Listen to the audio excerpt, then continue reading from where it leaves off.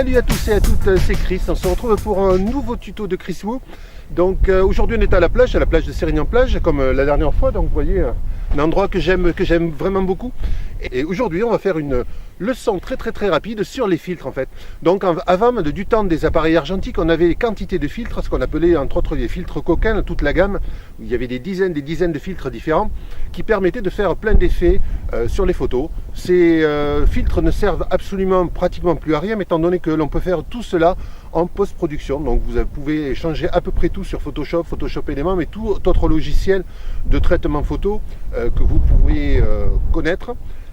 Alors il reste quand même encore 3 filtres qui sont essentiels. Pourquoi? Parce qu'ils ne peuvent pas être remplacés ou très difficilement par le post-traitement. Alors on va les voir tout de suite. Alors le premier de ces filtres en fait, il est présent sur mon appareil pratiquement en permanence, à part lorsque je mets un des deux autres filtres. C'est un filtre qui ne sert à rien au niveau de la prise de vue, c'est-à-dire il ne changera rien, absolument rien. On va le dévisser pour vous le faire voir. Il ne changera rien du tout. C'est un filtre qu'on appelle un filtre anti-UV. En fait, il n'est là que pour protéger votre objectif. C'est-à-dire que l'objectif, s'il y a de l'eau qui va dessus, s'il y a du sable, ou si on le tombe par terre et qui tombe sur l'objectif directement, l'appareil, c'est le filtre qui va prendre. Alors le filtre, il vaut à peu près une dizaine d'euros, alors que votre objectif va valoir beaucoup plus. Donc ce filtre-là, je vous recommande d'en avoir un pour chacun de vos objectifs. C'est pas très cher et ça permet de sauvegarder pas mal de dégâts sur votre appareil.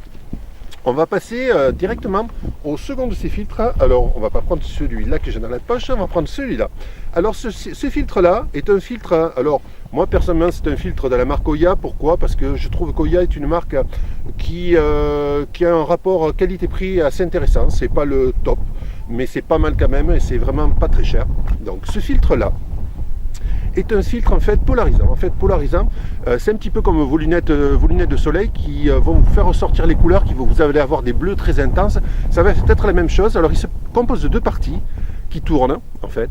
Ça va permettre de régler l'effet de polarisation plus ou moins intense. Ça va servir donc à faire ressortir, vous voyez souvent des photos avec des ciels très bleus, etc. Très intenses, la mer pareil, très bleue.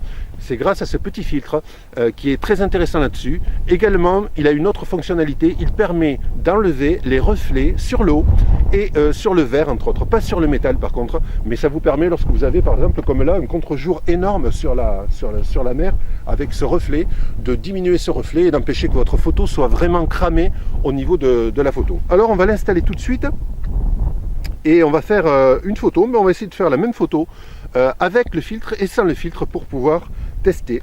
Alors malheureusement je ne peux pas vous faire voir les différents réglages lorsque je tourne, quoi qu'on va essayer quand même ici de faire. Alors on va le mettre avec le filtre un peu au minimum, on va faire une photo comme ceci et on va enlever le reflet au maximum. Voilà, j'ai fait mes 2 photos. On va refaire la même chose sans le filtre maintenant. Voilà. Alors on va passer au 3e filtre maintenant, qui est un filtre que vous allez utiliser beaucoup moins souvent, mais que je trouve très utile. C'est la série des filtres ND. Alors comme vous le voyez, ce filtre est noir, on ne voit absolument rien à travers. Alors il sert à quoi? Il sert à enlever de la luminosité.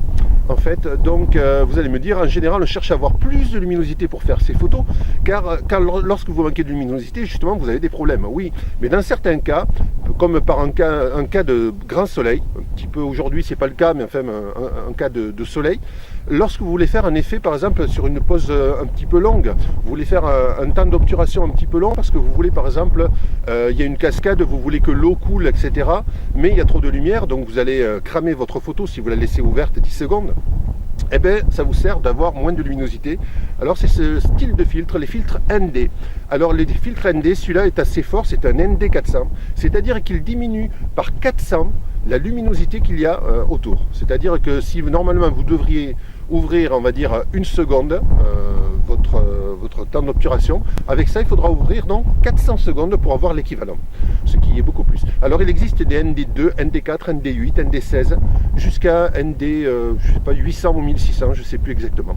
Voilà, celui-là le 400 est vraiment pas mal. Alors seul inconvénient de ce ND400, c'est que vous ne pouvez pas faire de photo avec, c'est absolument impossible de faire une photo sans pied, car vous allez être obligé sur plusieurs secondes de bouger.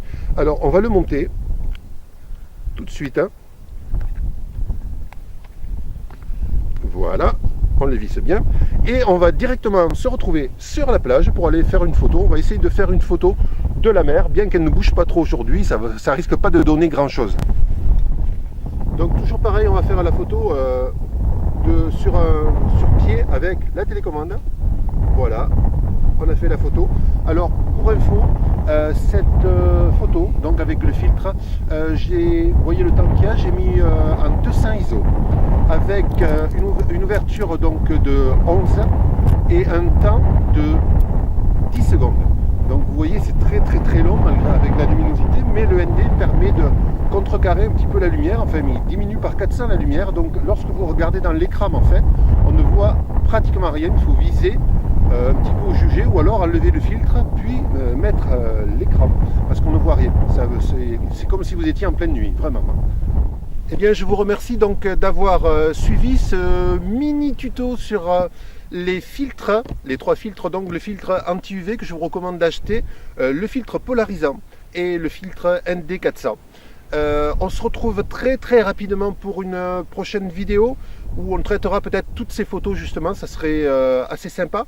En attendant, donc, si vous avez aimé cette vidéo, n'oubliez pas de mettre le petit pouce bleu qui va bien sur YouTube et de vous abonner à la chaîne si ça n'est déjà fait. Éclatez-vous bien et à très bientôt, allez ciao!